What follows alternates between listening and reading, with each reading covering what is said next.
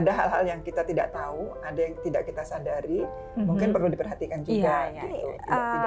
ini kan ada riwayat ya Bu ya, pernah kena stroke ya Bu ya? Ya, saya pernah stroke 2 kali. Waktu saya sakit pun tidak saya anggap itu sebagai sebuah penderitaan.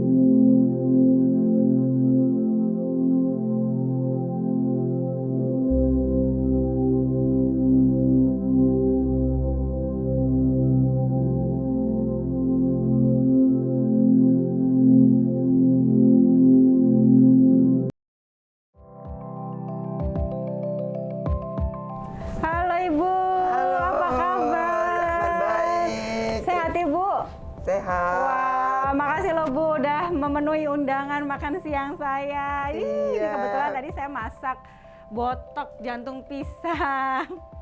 Duduk Ibu, duduk. Iya, terima kasih. Jadi lapar nih. Kan memang yang datang sini harus lapar Bu. Gitu ya. Oke, Ibu minum teh? Terima kasih. Sama-sama. Gimana nih Bu kabarnya sekarang? Kegiatannya apa? Selalu sehat. Pandemi ini harus berarti Harus tambah sehat. ini ya, menjaga kesehatannya tuh harus lebih ditingkatkan Bu ya. Katanya hati gembira adalah obat. Oke. Jadi biar gembira nih kegiatannya hari-hari apa Bu? Merawat tanaman, Oh, merawat tanaman. bersihin rumah. Oke, biar tetap gerak Bu ya. Bu silakan diminum Bu. Iya, iya. Bu, jadi kan sekarang ini kan orang-orang nih pada di rumah aja gitu ya. Jadi kalau untuk mengisi waktu hari-hari biar nggak bosen, ini aktivitas yang dilakukan yang udah senior ini nih apa aja sih biasanya Bu? Saya tidak bisa jadi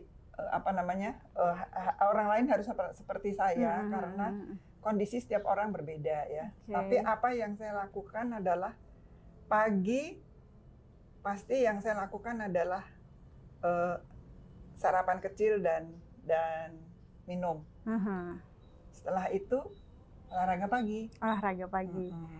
Masih bergerak olahraga. Itu olahraga apa yang biasa masih bisa dilakukan Bu? Olahraganya sih yang enteng dan murah, Apa? jalan, Oke. olahraga gerak. Oke. Tapi ini kan ada riwayat ya Bu ya, pernah kena stroke ya Bu ya? Iya, saya pernah stroke 2 kali. Oh 2 kali. Itu tahun berapa Bu? Yang pertama tahun 2007. 2007. Yang kedua tahun 2013. Oke. Nah itu yang pertama itu sampai separah apa sih Bu? Mungkin banyak orang yang jauh lebih parah dari saya ya. Saya nggak terlalu parah. Pada waktu itu karena penyumbatan pembuluh darah otak, sebelah bagian badan saya ini memang tidak bisa bergerak normal. Oh gitu. Selama 3 bulan saya fisioterapi, latihan dan sebagainya. Setelah 3 bulan saya baru bisa lepas alat bantu. Oke. Gitu. Jadi waktu habis pasca stroke sampai 3 bulan saya masih membutuhkan alat bantu. Oke. Gitu. Nah kan untuk berjuang bisa sembuh lagi itu kan nggak gampang ya Bu ya. Itu motivasi apa sih Bu yang bisa bikin Ibu itu bisa sembuh lagi gitu, saya sampai sekarang 2 kali dan sekarang bisa beraktivitas lagi seperti sekarang ini gitu Bu. Itu kan jarang ya, maksudnya orang melihat wow bisa 2 kali sembuh dari stroke gitu Bu. Yang pertama teman-teman saya sangat mendukung. Oke. Ya. Support system berarti ya? Ya, mereka lucu-lucu gitu. Oke. Jadi setiap hari saya pasti ketawa. Itu yang pertama. Yang kedua, saya harus bisa. Oke. Gitu. Berarti dari diri sendiri ya, Iya. motivasi diri sendiri. Terus yang ketiga, semua treatment saya lakukan gitu. Yang diharuskan oleh dokter, treatment apapun itu bentuknya saya lakukan. Oke. Gitu. Dan saya tidak melakukan hal-hal yang di luar itu. Jadi misalnya orang kan ada yang terus, wah harus cari orang pintar gitu. Emangnya saya bodoh gitu. Ya? Jadi sesuai ini aja ya, sesuai medis dan betul. apa yang seharusnya dilakukan itu di luar itu nggak usah dilakukan, nggak usah percaya terapi yang aneh-aneh gitu ya. Saya fisioterapi di rumah sakit, Oke. gitu. Tidak terapi di luar rumah sakit gitu. Itu ya memang semua tidak bisa seperti membalikkan tangan, walaupun pelan-pelan tapi aman. Oh iya. Gitu. Aman. Nah kalau stroke ini kan biasanya pantangan makannya banyak tuh Bu. Iya betul. Itu gimana Bu menghadapi semua itu Bu? Waktu pertama keluarga juga masih shock ya. Saya stroke yang pertama itu maksud saya lebih shock dibandingkan stroke yang kedua gitu. Yang kedua berarti udah lebih santai. Tapi masa sih bukannya lebih ini takut lagi ya? lebih takut ya? Kan udah Mestinya 2 gitu, kali. Iya. Nah Jadi waktu itu memang karena dari dokter yang menangani saya juga banyak tantangan gitu. Dan saya sudah cerita tadi kalau saya benar-benar mengikuti semua treatment yang diwajibkan gitu kan. Jadi saya dikasih daftar makanan yang berbahaya, makanan yang tidak boleh, makanan yang hanya boleh seminggu sekali. Itu banyak nggak, Bu? Ya. Banyak nggak pantangannya? 2 halaman. Gimana ngeliat itu, Bu? Waduh, ini saya makan apa nih tiap hari? Nah, saya bersyukur karena anak saya hobi masak. Oke. Jadi dia yang urus semua gitu. Jadi saya tidak mengurus diri saya sendiri gitu.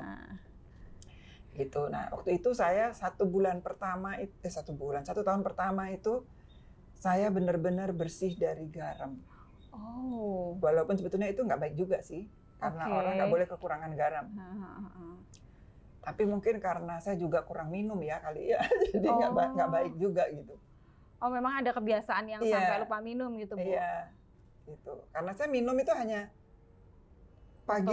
pagi bangun tidur 1 gelas, sore. Sama kalau setelah makan gitu ya? Enggak juga. Oh, setelah makan enggak? Jadi setelah makan itu ya lebihan dari yang saya belum minum tadi dari pagi. Oke. Gitu. Jadi sehari paling ya 2 gelas itu. Gitu. Ya, itu jadi, memang sangat kurang, Bu ya. Iya, memang nggak merasa haus. Nggak merasa haus gitu. Nah, terus itu di samping itu makanannya juga semua diatur yang seperti misalnya keju nggak boleh, daging cuman boleh sekali seminggu. Jadi itu memang 1 bulan pertama berat sekali gitu ya. Bulan berikutnya beberapa pantangan sudah mulai boleh, sedikit demi sedikit boleh gitu. Itu perasaannya gimana tuh, Bu? 1 tahun yang kedua itu saya pakai garam pengganti. Gitu. Jadi Nutrisalin itu sudah mulai dikonsumsi di situ sehingga makanan saya sudah mulai asin. Tapi sebetulnya karena saya tidak menganggap itu sebuah penderitaan ya, saya nikmatin aja gitu, nggak boleh makan pakai garam. Justru saya merasa tanpa garam itu saya bisa merasakan manisnya nasi, gitu, manisnya sayur, wanginya itu lebih terasa semua. Jadi sekarang itu kalau makan terlalu banyak garam juga nggak suka karena hilang rasanya. Oh gitu. Jadi udah bisa bedain ini tes aslinya tuh seperti apa gitu, betul, ya, Bu ya. Benar. Tapi pas pertama nih, Bu, dapet daftar banyak, nggak boleh ini, nggak boleh itu. Berarti kan ada makanan kesukaan yang nggak boleh nih ya. Itu perasaannya gimana? Waduh, nggak bisa lagi nih makan daging kayak gitu-gitu. Enggak sih, saya nggak punya, karena saya dalam hidup tidak punya tuntutan. Gitu, saya tidak. Berarti punya semuanya harus ikhlas gitu, Bu ya. Saya nggak punya tuntutan tidak punya tuntutan untuk harus begini, harus makan ini, harus punya ini, itu enggak gitu. Jadi waktu saya sakit pun tidak saya anggap itu sebagai sebuah penderitaan. Sehingga semua larangan itu saya jalani aja dengan senang gitu. Oh, baik. Gitu. Berarti ikhlas menerima semuanya. Bu, tapi ngomong-ngomong saya tadi tuh masak botok jantung pisang itu asik. Ada rebon-rebonnya itu, kira-kira boleh nggak, Bu, dikonsumsi sama Ibu? Tidak ada makanan yang tidak saya makan sekarang ini. Oh, sekarang bebas ya berarti? Saya ditawarin durian pun saya makan. Jadi setelah stroke yang kedua, malah lebih bebas? Oh gitu, kenapa bisa begitu, Bu? Kebetulan dokter yang menangani saya pasca stroke itu tidak melarang saya makan apapun. Oh gitu. Malah dia bilang makan berarti saja, Bu. Ada perbedaan pendapat ya antara dua dokter ini. Iya, karena memang saya stroke pertama di Surabaya, stroke kedua di Jogja. Jadi jelas dokternya berbeda. Dan itu penanganannya nikmati saja hidup. Semua boleh, tidak ada pantangan. Tapi tahu batas. Gitu. Berarti poinnya itu di batasan sendiri. Jadi tahu porsi batasan sejauh mana sih tidak bisa. Harus setiap hari makan enak, misalnya gitu. Tidak harus setiap hari jajan gitu. Berarti makan jeroan juga masih? Masih.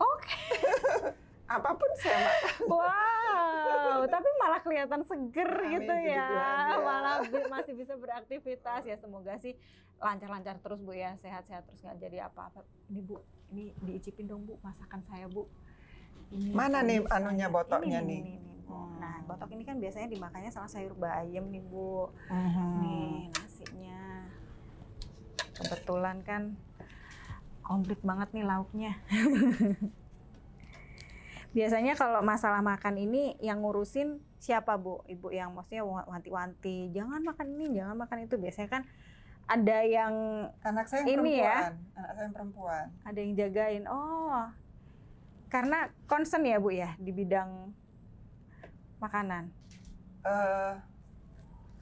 Di samping dia hobi masak, dia Mhm. juga sangat ya dia sangat berhati-hati sama mamanya. Oh, karena sayang ya.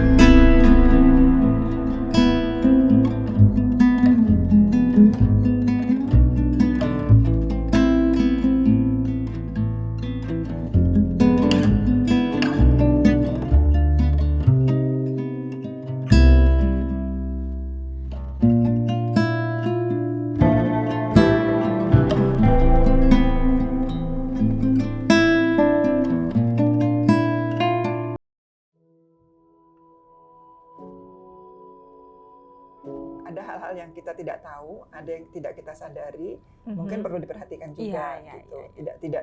Tidak lalu kita meninggalkan dokter sama sekali. Iya, iya, gitu. benar. Karena Berarti dokter juga memberikan saran yang itu kan dasarnya ada. Jadi misalnya entah dari hasil USG, entah dari hasil laboratorium, itu menjadi pegangan dokter. Sementara kemampuan orang untuk mengukur diri sendiri itu berbeda. Ada orang yang memang peka, ada orang yang tidak peka. Itu juga butuh latihan dan Betul, diasah sendiri ya Bu ya. Betul. Gimana kita bisa peka terhadap diri Betul, sendiri. betul, Oke. Oke Bu, terima kasih waktunya ya udah main-main ke sini. Terima kasih juga undangannya, makan enak. Sering-sering diundang juga seneng kok. Iya Bu, saya juga senang nih berbagi cerita dan pengalaman. Sehat-sehat Bu Tunjung ya. Terima kasih. Terima kasih banyak. Terima kasih. Semoga tidak bosan. Tidak bosan dong.